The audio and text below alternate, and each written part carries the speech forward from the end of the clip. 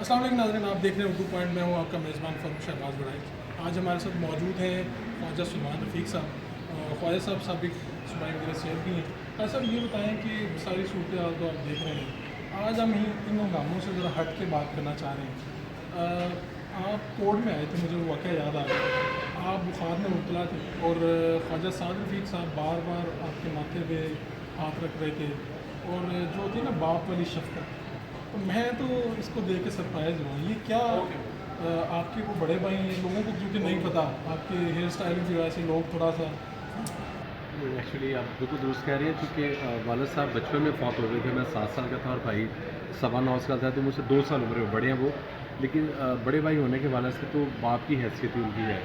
तो जब आप बिल्कुल दुरुस्त कह रहे थे, कोर्ट में मुझे चूँकि टेम्परेचर था और फ्लू था बड़ा सख्त, काफ़ी सर्दियाँ थी और हम उस वक्त नैब के उधर वहाँ पे सेल में थे और हमारी मुलाकात भी वक्तन फ़वक्तन होती थी। रेगुलर तो हम मिल नहीं सकते, वो अलग-अलग हमें बंद किया गया था। तो ज़ाहिर है उनके इल्म में था कि रात इसको काफ़ी टेम्परेचर है, बुखार है, तो वो अदालत में मुझे मेरे माथे को देख रहे, क्योंकि मुझे काफ़ी देर खड़ा होना पड़ा और खड़ा होना थोड़ा मुश्किल था। कमर की भी मुझे तकलीफ़ थी।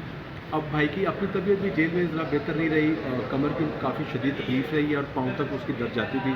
फिर कुछ दिन कहने के बाद जेल वालों ने एक डॉक्टर साहब बुलाए थे जो ऑर्थो थे।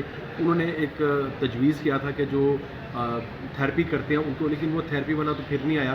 तो अब वो जब इस्लामाबाद जाते हैं, ज़ाहिर है वो फिर पीछे गद्दी रख के और लेट के चले जाते हैं। अच्छा, मुझे सिर्फ ये पूछना है देखने वालों के लिए, आप दोनों इकट्ठे सियासत करते हैं, दोनों अहम मुद्दों पे रहे, आज भी पार्टी की मेन लीडरशिप में आपका शुमार है। ये इकट्ठे किस तरह सियासत में वो आपको किस तरह खुश करते हैं, किस तरह आप चलते हैं? अब वालिद साहब से नैरेटिव है, क्योंकि मेरे वालिद एक फ्रीडम फाइटर थे, तरीके पाकिस्तान उन्होंने अमली तौर पर हिस्सा लिया। फिर पाकिस्तान में जो अपोजिशन की बुनियाद जिन लोगों ने रखी 1950 से लेकर 1972 तक, जब उनको इसी असम्बली के करीब यहाँ पे शहीद किया गया, तो ज़ाहिर है वो फिर वालदा मेरी इलेक्टेड MP हुई 85 में, इसी मौजूद असम्बली की रुकन थी। तो फिर वो चीज़ हमारे अंदर यूथ पॉलिटिक्स की, स्टूडेंट पॉलिटिक्स की, फिर प्रैक्टिकल पॉलिटिक्स में आ गए। मैं बुनियादी तौर पे एक सोशल वर्कर हूँ और हेल्थ में भी जो मैंने काम किया वो 7 साढ़े 7 साल का अर्सा शहबाज के बाद बेसिकली सोशल वर्क ही था, जो अल्लाह ताला ने आप मुझे काम दोनों करने का के मौका लहजे दिया। में आप बड़े सॉफ्ट, ख्वाजा साहब फ्रंट पे हमेशा भाई कहते के हैं। अंदर एक थोड़ा सा रिएक्शन भी है वालिद साहब की शहादत का, और फिर जिन सख्त तरीन हालात से गुजरना पड़ा।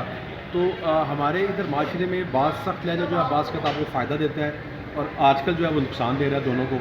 तो मैं क्या करता था नैब में, थोड़ा मैं ज़रायत फ़नन करता हूँ कि 1 गेट 1 फ्री। तो मैं तो फ्री खाते में आ गया था, भाई जो था वो मतलब बार उसको टारगेट किया गया था, लेकिन मेरा ख्याल है इसमें अल्लाह की बेहतरी है। जेल में आपका क्या मामूल होता है, दोनों आप साथ जेल में में हैं? बहुत मसरूफियत है जी। मैं हैरानी में अच्छा। आपको बात की, मसरूफियत ये है कि गिनती जब बंद होती है 5:30 बजे, तो फिर मगरिब की नमाज़ हम पढ़ते हैं। उसके बाद कुरान मजीद 2 पारे हम दोनों ने अपने अपने पढ़ने होते हैं। फिर कुछ 1.5-2 घंटे इबादत है। फिर खाने का वक्त तो रहता है, भाई खाना गर्म करता है, तो मैं उनको बर्तन वगैरह हेल्प कर देता हूँ, क्योंकि 8 बाई 12 फुट की एक चक्की है वो, उसमें 3 साढ़े 3 फुट का वॉशरूम भी है। तो उसी वहीं पे फिर वक्त हमारा गुजरता है। फिर रात को नमाज के बाद कोई ना कोई हिस्ट्री की किताब, तो 12 साढ़े 1 बजे सोते हैं। फिर 5:30 बजे नमाज फ़जर है। तो जब वो दरवाज़ा खुलता है तो बाहर एक आध परसेंट एक खुशी आती है कि अब आज़ादी मिली है। फिर बाहर आके वॉक कर ली और फिर आके नाश्ता किया। नाश्ता करने के बाद घंटा अगर रेस्ट किया, अगर निकलना है असेंबली आना है या कोई तारीख है तो फिर उस पर चले जाते हैं, लेकिन पूरा दिन अच्छा गुजरता है। आपके बहुत से दोस्त वहाँ पर उधर ही हनीफ अब्बासी साहब हैं, बाकी लोग हैं कुछ? हनीफ भाई साहब की ना तबीयत काफ़ी ख़राब है। मैं आपको बताना चाहूँगा कि वो अस्थमा के पेशेंट हैं। परसों मुझे उन्होंने बुलाया को 5 साढ़े 5 बजे, उनकी तबीयत ख़राब थी, उनके पानी भी निकल रहा था आंखों से। तो फिर जेल वाले खैर आ गए थे, ये नहीं मैं कहता, उन्होंने डॉक्टर साहब को भी बुला लिया था। तो कल वो गंगाराम गए थे। अब उनको असूली तौर पर दाखिल करना चाहिए था। अब पता नहीं कंसल्टेंट और प्रोफेसर भी मेरा ख्याल डरते हैं। मैंने डिपार्टमेंट को भी कहा यार उनको अगर प्रॉपर उनको चेकअप कर लें, बंदे को सांस की तकलीफ है। ज़ाहिर है जेल का जो हॉस्पिटल है वो हॉस्पिटल तो एक बिल्डिंग है ना, अस्पताल तो वो है नहीं, बेसिकली क्लिनिक। तो नेबलाइज वो हो रहे हैं, तो अब उनका प्रॉपर उन्होंने कोर्ट से शायद ऑर्डर कराया है, लेकिन फिर डिपेंड करेगा। मैं एक चीज़ जो महसूस की है, ये मैं इस दौर की मैं ओवरऑल बात करूँ, हमारे लोग ना पता नहीं डर क्यों जाते हैं कि ऑपोजिशन का बंदा है, इसका अगर हमको ट्रीटमेंट करेंगे या इसका मेरिट पे काम करेंगे शायद तो नाराज़ हो खौफ जाएगा। रहता है। जब तक इस माशरे में ये चीज़ें ख़त्म नहीं ना होंगी, अपोजिशन या हुकूमत, और हम इक्वालिटी की बुनियाद पर नहीं चलेंगे। ये नहीं कि अपोजिशन में है तो हमें पकड़ के अंदर कर दिया जाए और हुकूमत है तो खुदा ना खासा दूसरों कर लिया जाए। हमारे दौर में तो हमने पोलिटिकल विक्टिमाइजेशन नहीं की, मगर बदकिस्मती से एक ऐसा शख्स वज़ीर आज़म है इमरान खान साहब, जो बार बार कहते हैं मैं सबको पकड़ूंगा, मोदी से बात हो सकती है, अपोजिशन से बात नहीं हो सकती। मेरा ख्याल है ये जो उनका अंदाज़ है ये मुनासिब नहीं है। मुझे सिर्फ एक बात पूछनी है आपसे, मियाँ साहब और मरियम साहिबा जब जेल में थी तो वो उन दोनों की जब मुलाकात होती थी तो एक दूसरे को देख के सारी बात है, बाप बेटे, एक अजीब माहौल बन जाता है। अब दोनों भाई इकट्ठे हैं, जिसका आप बता रहे हैं, खाना भी वो गर्म करके देते हैं। बहरहाल वो बड़े भाई होने के नाते कुछ आपको हौसला या एडवाइस तो करते होंगे असल में इन हालात में, इन एक मखसूस हालात एक तो अंदर ना बड़ी तमानियत है। राना खान साहब, मुझे पता है कि यार कोई ऐसा जुर्म किया नहीं।